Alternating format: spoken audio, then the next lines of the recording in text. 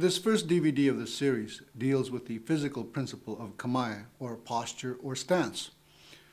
I'm going to deal only with the most basic stance and not deal with other important things related to Kamae, such as Mae, or distance, Zanshin, state of mind after the technique, or Taisabaki, or body movement. These will be covered in another of the series.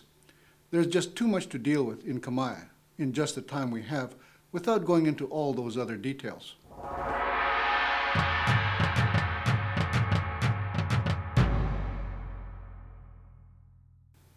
Let's start off with Hanmi. Han stands for half or partial. Mi stands for body or core. So we are showing our aite, or opponent, only half our body. To do that, we have to be standing with our body at a 45-degree angle to aite. Whether we are standing or sitting, the posture is at the same angle. The feet are flat on the ground. The front foot should be pointed towards aite, and the back foot perpendicular to the front foot, with the heels of both feet in line with aite. The back leg should be straight and the front leg bent. How much that front leg is bent depends on how far the feet are apart. The front knee should be right above the front toes and pointed in the same direction. The front knee should not extend past the front toes.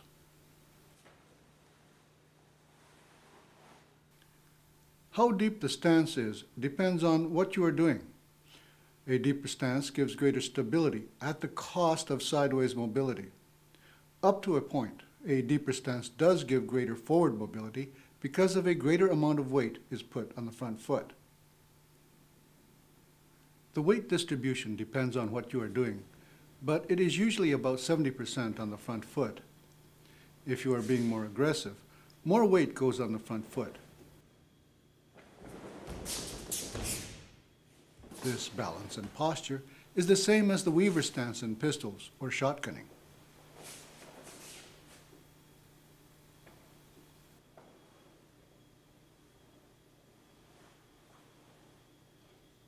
The hands stay in front of your body, facing the same direction as your feet and head.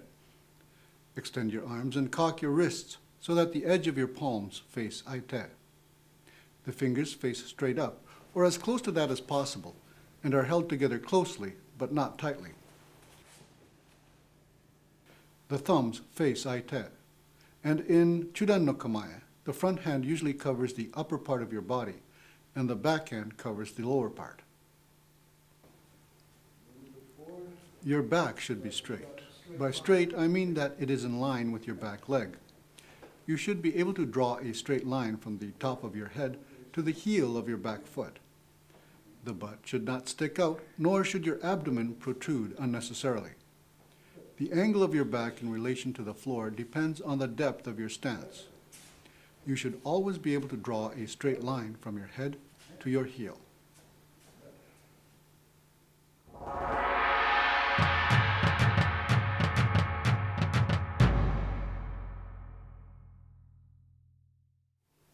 The rowing exercise is ubiquitous in martial arts and other physical activities, though the form may be expressed slightly differently in each art. The exercise is meant to help you with your weight distribution changes and the changes in hip angle that it entails. I also like to use it to get people to train in another physical principle of following the thumb.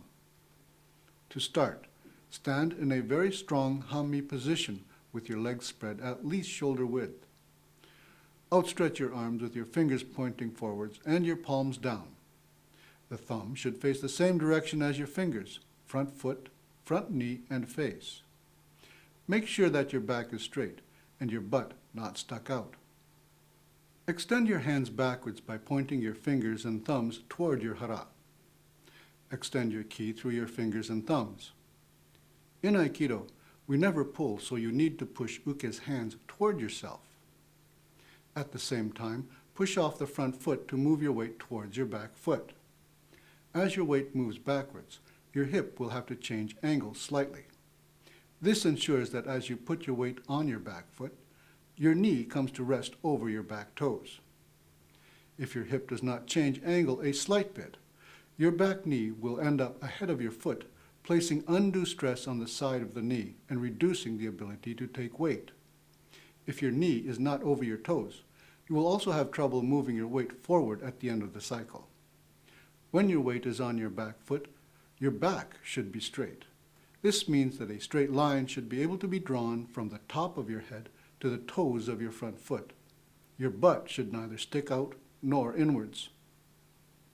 To end the cycle, push your weight towards your front foot as your fingers and thumbs face forward and extend ahead of you. The extension of the hands backwards should be an extension of your ki through your fingers and thumbs back to your hara or abdomen.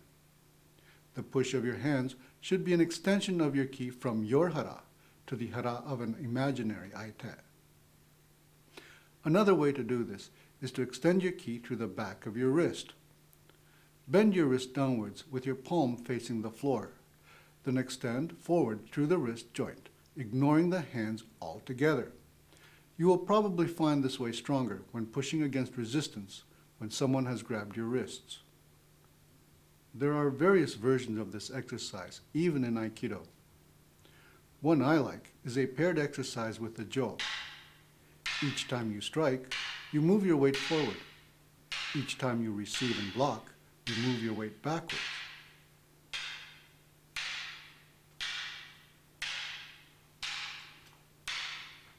Another good variation is to have an uke hold on to your wrists as you do the exercise. Uke should put some resistance onto your movement, but not hinder it completely. This way you strengthen your leg movement and ensure that you have a good balance. Key things to watch out for in Torifuna Kogyundo are that you maintain a straight back and that your knees are placed over your toes.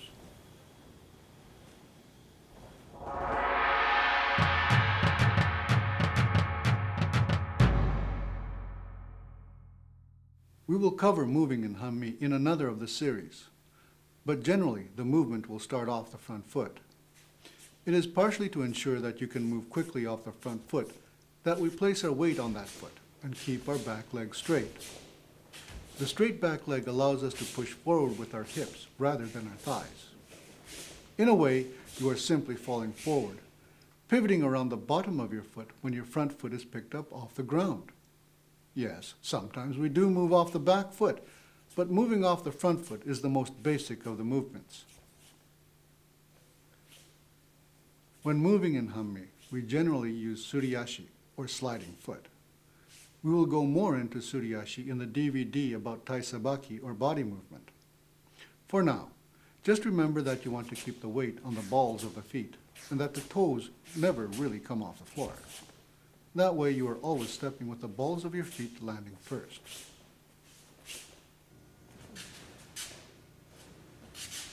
Practice moving around in Hanmi to the 8 different directions of movement. Remember, when moving backwards, the back foot moves first. When moving towards one side or the other, the foot that is on that side moves first unless you are changing your stance. If you stay in the same side of Hanmi, then you must first move the foot on the side to which you are moving. If you are changing the side of your stance, then you would generally first move the foot opposite the side to which you are moving.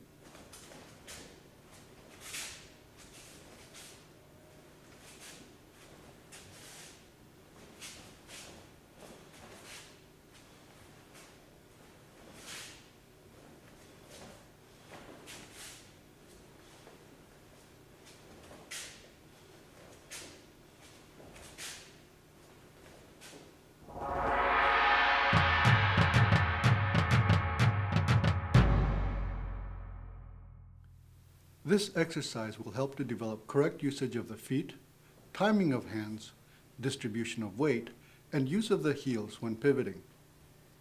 In doing the exercise, we will combine the furikaburi arm movements of swinging the arms up and down to improve timing. This is one time when you use your heels in movement. To move your forward weight facing one direction, then to the opposite direction, the quickest route is through the center line of your body.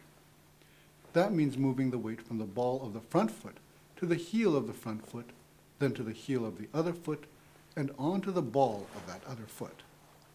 By turning on the heel, you are choosing the quickest route for your weight distribution to go from the front of one foot to the front of the opposite foot. To begin the exercise, start in Hanmi with your weight forward. Your hands should be in Chudan. As you pivot your body, your arms should start to swing up.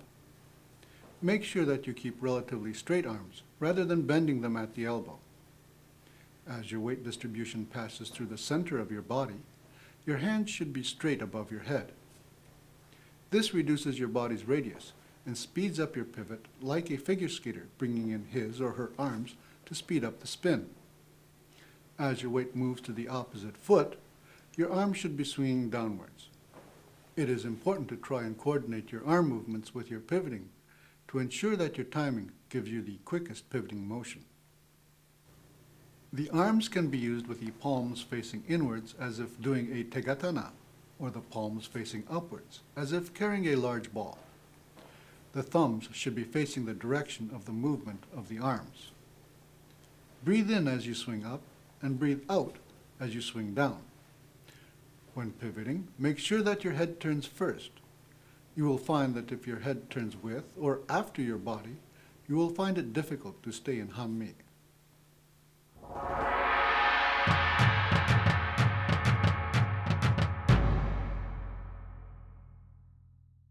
Hanmi has a complementary stance in which the back foot comes forward as you move ahead. If you are a big game hunter, you will know this as stalking movement. Those of you who are police officers or military will be familiar with this as a covert assault or covert movement. In this movement, the weight does not get transferred to the foot being placed in front until the body has moved forward. You should be able to place the foot moving forward down gently on the ground after feeling where you are stepping. This movement is often used when doing Jo-style techniques, like this Ikkyo. When moving the feet, keep them in line so that the heels of the feet stay on the one line on which you are moving. You don't want to cross your feet or have them too wide apart. To help you exercise this movement and to ensure that your hips are involved in the movement, we can try some power walking, Aikido style. Each time you take a step, move your body 90 degrees. Make sure that your body and knees are facing the direction of your front foot by touching the elbow of the opposite arm to the front knee. This may seem easy, but try doing it a couple hundred times. You will find that your legs become very tired. As you turn your body to touch your elbow to your knee, make sure that you try and keep your head up and back straight. Don't bend over to touch your knee. Keep your butt under your body rather than stuck out. Another thing of which to be aware is turning the foot without turning the body. Make sure that the front foot is facing the same direction as the upper body during the entire movement.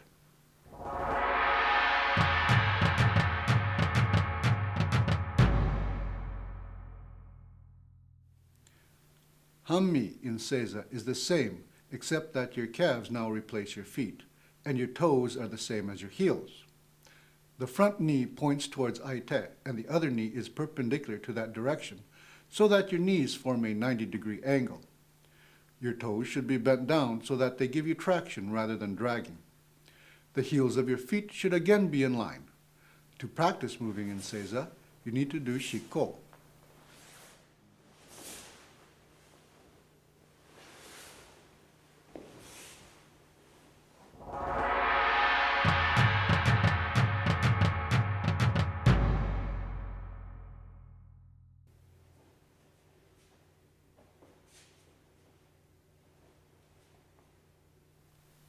Start in left Hanmi. Move the back right foot up next to the front left foot. Now move the left foot back to the level where the back right foot was so that you do not move forwards or backwards, but simply change the stance from left to right Hanmi. Repeat by moving into left Hanmi in the same way. When you shift from one side to the other, make sure that you have a straight back with the head and back aligned with the back foot. Do not look down or up, but keep the head straight. Make sure that your butt is not stuck out. As you change sides, your arm should come down, then swing upwards into a protective position. Your hand should be in the correct position for Hanmi, protecting your lower and upper bodies. All movement of hands and feet should be coordinated, so that movement starts at the same time and ends at the same time. You should make sure that your front knee is not overextended past your toes, nor should it be straight. The front knee should be centered over your front toes.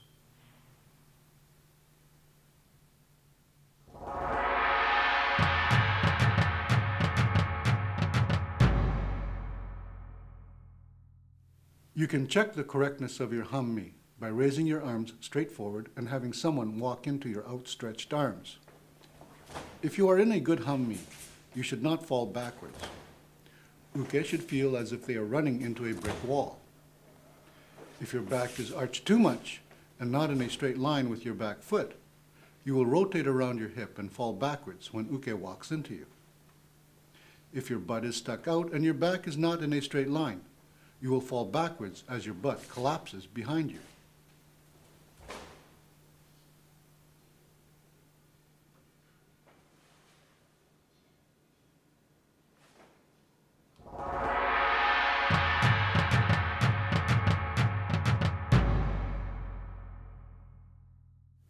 Start again in a deep left Hanmi. Your feet should be further than one shoulder width apart. Your left arm should be in Chudan with the thumb facing upwards. Your right arm should be aligned against the side of your body. Look straight ahead. The movement begins as you swing up your right arm, following the direction of your upraised thumb.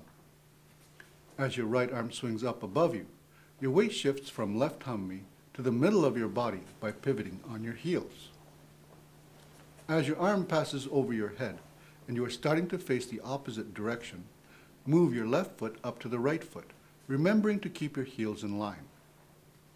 Your thumb should fold in towards the palm of your hand, and your hand should rotate so that you can finish the hand movement with a cutting motion. The thumb needs to fold in so that it can remain facing the direction of your head and body movement. As you cut downwards with your arm, you should be moving forward with your right foot into a deep right Hanmi. As you finish the movement, your left arm should be aligned against the side of your body and your right arm in Chudan. Repeat the movement pivoting to the other direction. You should start this exercise slow, then speed up the movement until you are able to hold the Hanmi position at high speeds. This exercise is important as a fundamental movement or response in Shomen-uchi attacks and Koshinage applications, as just a couple of examples of the importance of this movement set.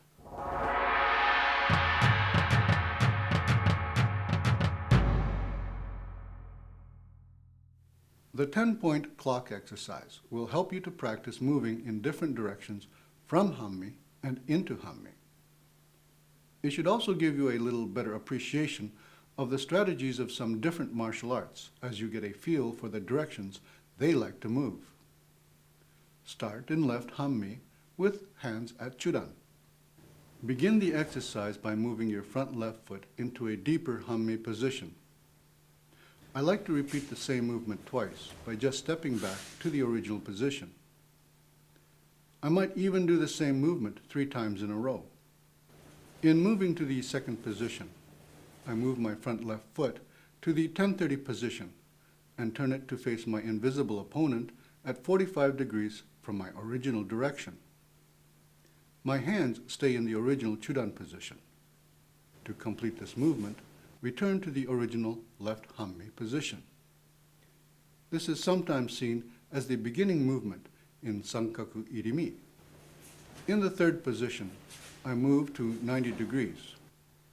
My front left foot moves to the 90-degree position, and my weight stays with my left foot so that I end up in a back stance, facing to the right of where I started. My hands switch to right Chudan. After returning to the original left Hanmi, I am ready to move back to my 730 position by shifting my front left foot back to the left 45-degree corner. Again, I should be maintaining my weight on my left foot so that I end up in a back stance. As my hands switch from left Chudan to right Chudan, I sometimes think in terms of passing a punch from my left to my right hand.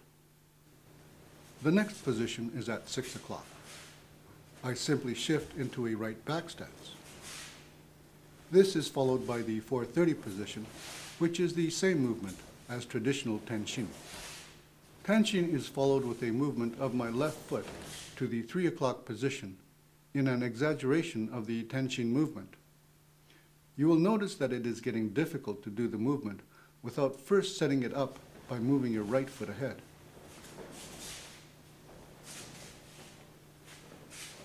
When moving your left foot to the 130 position, you will find that you have to initiate movement by stepping forward with your right foot. The next movement is an actual irimi tenkan, where you will step irimi with your back foot before doing your tenkan. The first segment of the practice ends by doing the irimi tenkan again, then pivoting to face the direction you originally started in what is often called irimi tenkan ura.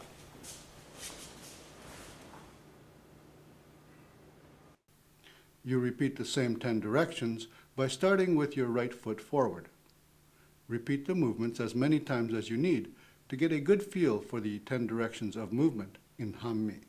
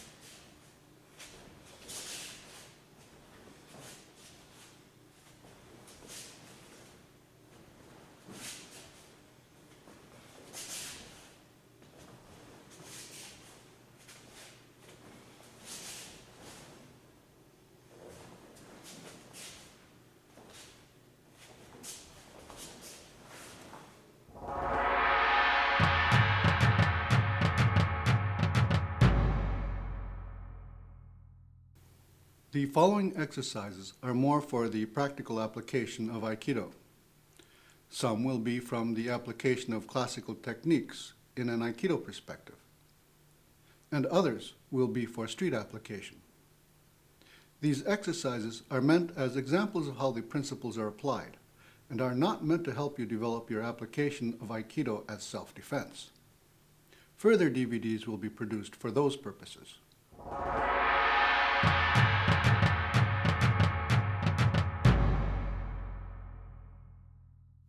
Katate tori Koshinage requires you to have good Hanmi.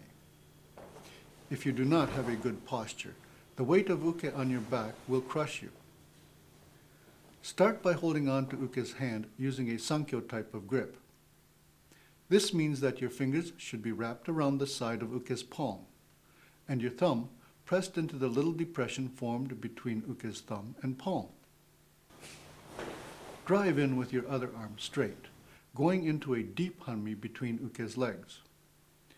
As you drive through, your free arm should be sliding along uke's hip, driving uke into a back stance. Your arm, which is holding uke's hand, should be raised upwards to extend uke and take out any slack between his or her hara and hand. To help you extend uke's arm, you should be looking upwards at your own hand, which grips uke's hand. To initiate the throw, swing your raised hand down as you shift your weight and direction of your body so that you move into a strong Hanmi on the other foot.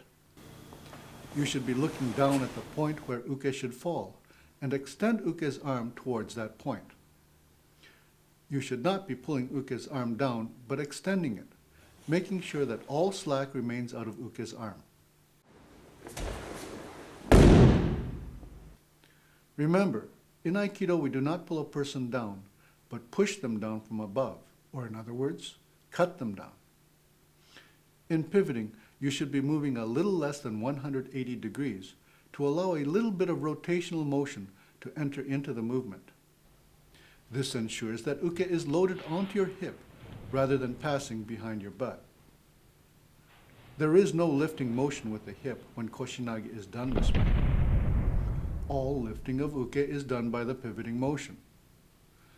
By swinging the arm down, uke's hip is kept locked to nage's hip and is rotated over the obstruction rather than being loaded on top, lifted, then dropped. You can see how this works in a dynamic situation. It provides for smooth flow of motion, or kino nagare, without a break in motion to load uke onto your hip.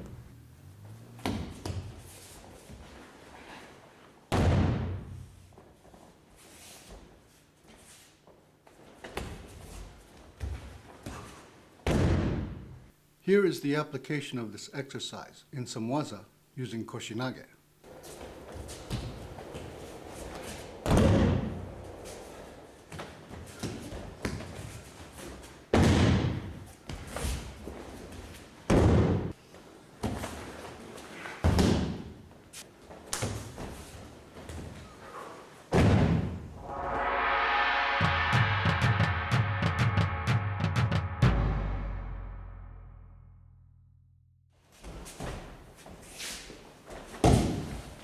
The initial move in Shomen Uchi Ikkyo through Yonkyo uses the Hanmi stance for strong positioning.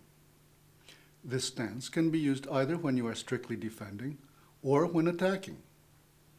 I will first demonstrate this application exercise from the perspective of Shomen Uchi Ikkyo Omote, done with nage doing the Shomen Uchi. You will be starting the exercise in Gyaku Hanmi or mirror image. Nage initiates the attack with a Shomen Uchi.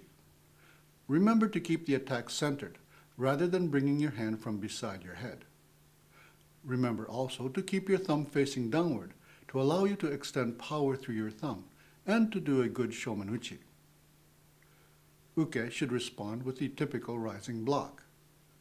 Nage's non-attacking hand should be swung upward to catch uke's elbow, with nage's thumb catching inside uke's elbow to allow it to bend. At the end of the Shomen Uchi attack, nage's two hands should be coming together on uke's elbow, as all of nage's power is centered on uke. There should be a straight line from nage's two hands down to his or her back foot.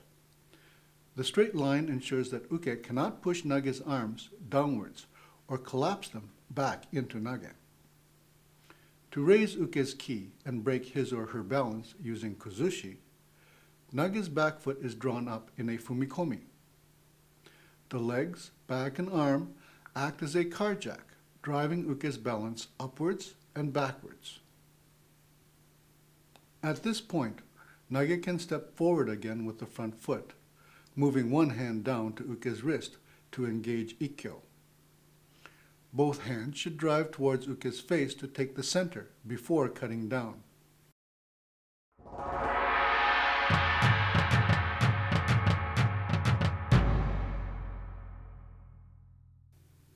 If nage is doing a Jo-style Ikkyo, the front foot will turn outwards, 90 degrees to the back foot with the heels in alignment.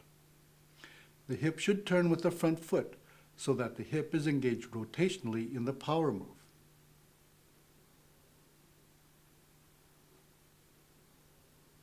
The hands swing down as the foot is placed in position.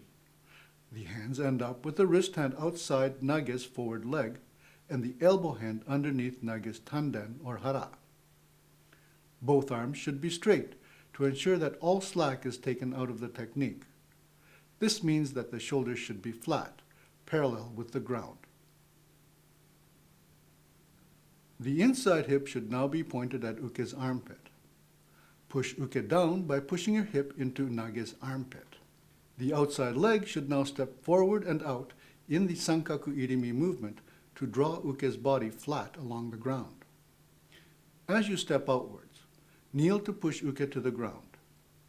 You should have ended up kneeling with the outside leg up and the back leg at 90 degrees and in uke's ribs. The heels of the feet should be in alignment. Begin the pin by holding Uke's arm against your raised leg and moving your wrist hand to the back of Uke's hand. Extend down towards Uke's shoulder using your weight on the back of Uke's hand. Your raised leg should now fold down to the back of Uke's head as you lower Uke's arm. This should result in the pin pressure increasing on Uke's wrist to accommodate the decrease in shoulder-arm angle. Keep extending the palm of your hand towards Uke's shoulder. The elbow hand should ensure that Uke's arm remains straight and the elbow locked. Finish by placing Uke's arm on the floor, continuing to press Uke's hand towards his or her shoulder to ensure that the shoulder is pinned to the ground. Uke should be tapping out by now. Make sure Uke's arm stays above the head and you are facing Uke in Hanmi position.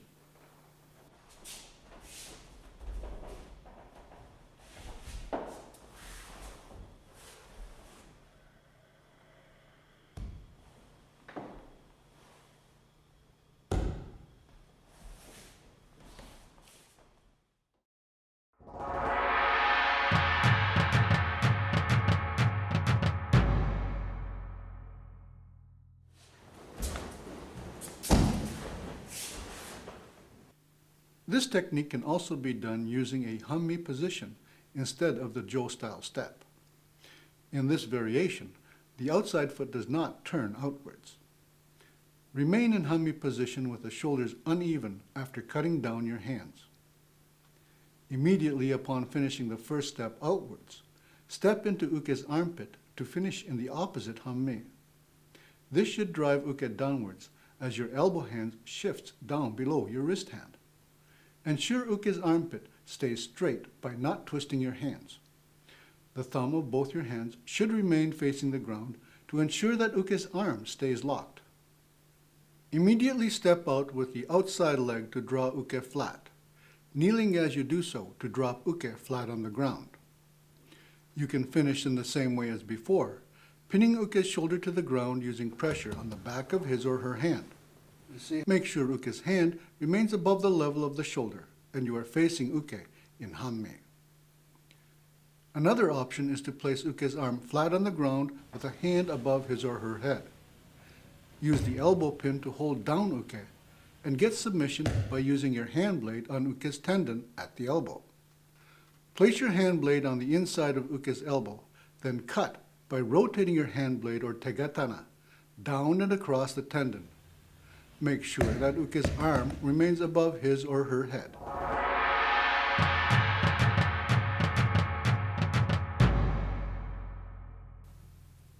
At this point, Nage can step forward again with the back foot, moving one hand down to Uke's wrist to engage Ikkyo. Both hands should drive towards Uke's face to take the center before swinging down with the arms. This drive is done by stepping forward with the back leg to Uke's ura. Nage finishes this movement joining with Uke and facing the same direction as Uke. As the arms swing down, Nage should pivot 90 degrees with the legs by turning the front foot. As the swing and pivot are completing, Nage should finish the tenkan movement of the legs by stepping straight backwards with the outside front leg. As you get better with this last move, taking the center, joining, the arm swing down and tenkan movement will slowly merge into one movement. As Uke is brought down and around, the tenkan movement will be started to allow you to keep Uke moving. As Uke is brought around 180 degrees, kneel down on the inside leg and pin Uke's arm to your lap. Finish with a pin.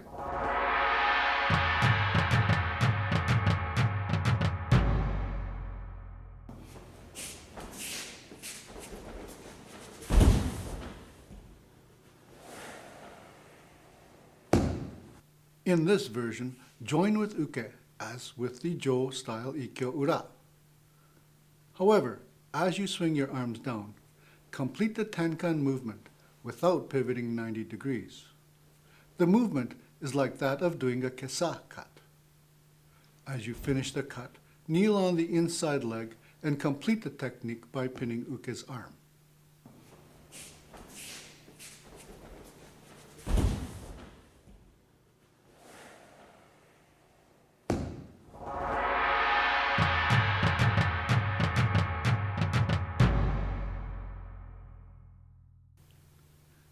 As you can see, all the versions of Ikkyo require you to have a good Hanmi stance throughout the technique.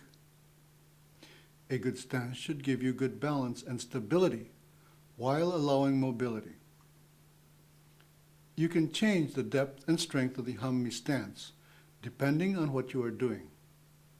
However, as you increase your stability, you will decrease your mobility in some ways. That does not mean that having a strong Hanmi will slow you down or make you unable to move large distances. If you take a strong forward Hanmi up to a point, it will increase the speed of your forward movement and the distance you can move, since you are already cocked to move forward. It will, however, reduce your mobility backwards and sideways. The Hanmi stance is seen both standing and sitting. Remember, the angle of the hip and the upper body will change depending upon the strength with which you take your Hanmi. The practice of Hanmi is important to do every day. Doing so will help you to remember to keep a straight back and to go downwards by increasing the depth of your Hanmi rather than bending over. Practice your Hanmi positioning and work on your techniques while keeping one eye on your body posture.